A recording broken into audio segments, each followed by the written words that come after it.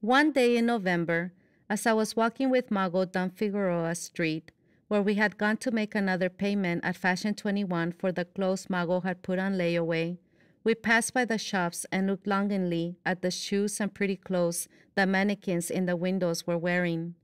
As we passed by a dress boutique, Mago stopped abruptly and pulled me with her to the display window. A mannequin was wearing the most beautiful quinceañera dress we had ever seen. I glanced at Mago, wondering if she was feeling bad about not having a real quinceañera.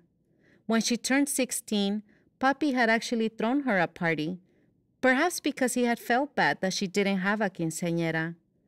The party was held in the 6-car parking lot at the apartments. Mago wore the long, puffy blue dress she wore at her junior high graduation and had her hair permed. Now, as she looked intently at the dress the mannequin was wearing, I wanted to remind her of that party, tell her that a 16th birthday party in a parking lot was better than no party at all, but I didn't.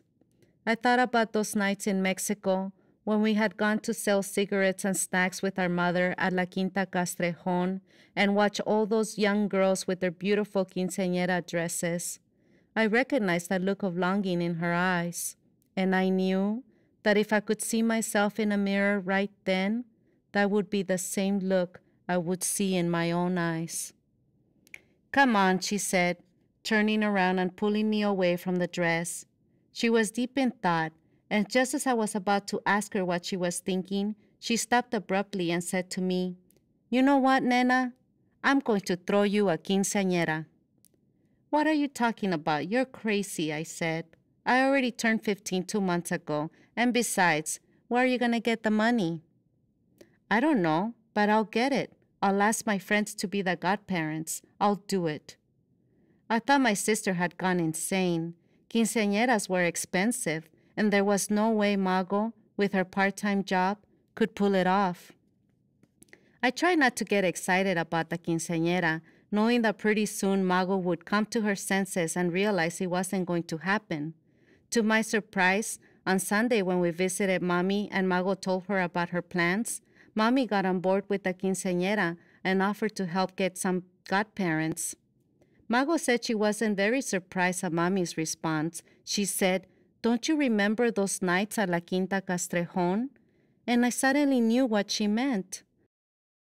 Those nights at La Quinta, we weren't the only ones watching girls blooming out of limousines like pink peonies. Mommy was too. Mommy, who also didn't have a quinceañera, who was also once a starry-eyed girl with glittery dreams. The reception was held at the Highland Hall on Figueroa Street. That night was the night when my wishes came true. I had wished to have my father and mother together in the same room. Now, there they were, although on opposite sides of the banquet hall. My mother was running around helping to serve food to the guests. She was wearing a black dress covered in sequins. She even had her hair done at a beauty salon. I had never seen her looking so glamorous. My father was on the opposite side of the room wearing a dress shirt and tie, sitting next to Mila. She took sips of her soda while my father drank beer after beer, as if afraid it would run out. The photographer called them over and took pictures of us. First, I took one with my mother, then I took one with my father, and just as he was walking away, I pulled his arm back and I took one with both, my father and mother, on either side of me. Finally, it was time for the part of the waltz where I would get to dance with my father. The DJ didn't have El Vals de las Mariposas, so my father and I danced to a classical song. But I didn't feel those overpowering emotions I thought I would feel when I would finally dance with my father. My heart wasn't racing, my palms weren't sweating, my head wasn't spinning. I didn't feel a thing.